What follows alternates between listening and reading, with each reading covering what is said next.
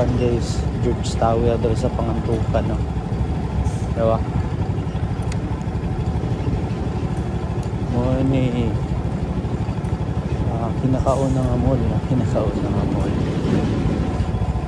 muna pinaka dako nga building dito sa Pangantukan, ang George Tower Mall. Wala pa sila lang abli guys, sayo pa kayo. Time check 6:12.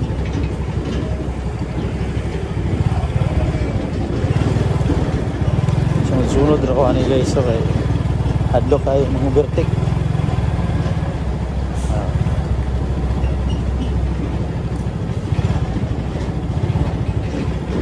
Good.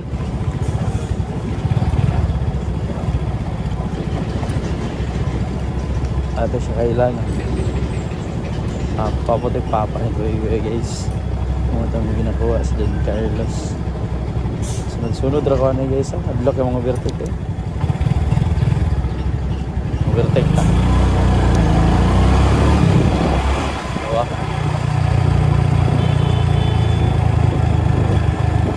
Okay, mahulog yung ngero.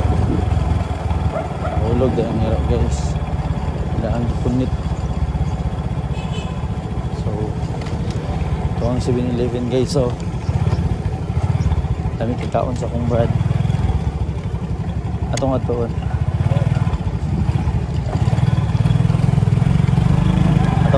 guys.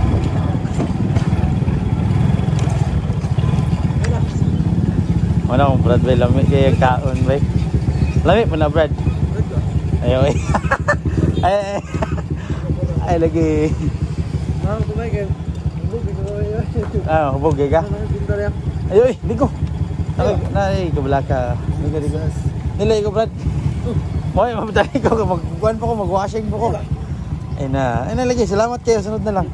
I-savings na mo. Ay na lagi. Oo, na kayo. Buong kamaligsa. Ay. Yung na, i-savings na. Balo na mo. Klase ka to? May klase, di ka. Hubog reha mo, yun. Balay. Nanak ko pala mo na yan. Dali ko. Mo din. Ay sa ko Brad. Gidol lang kita kay gwapo kay gaway. Sige. Salamat. I-savings na lang sana. Sunod na ako na pa ngayon pag wala na ko yung kwarta. Hey Brad. So moto ko ang Brad. Guys. Pagkaon 7-Eleven. Mo pa niyang ano dere gym, narang municipal gym sa Pangantukan. Madulong og duty guys.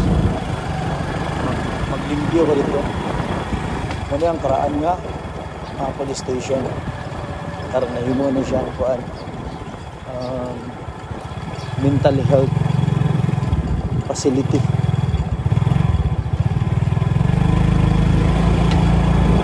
Jogging dito guys.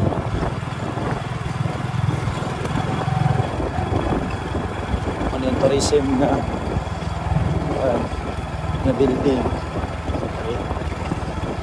So para ko ang migo. Para lang police station guys.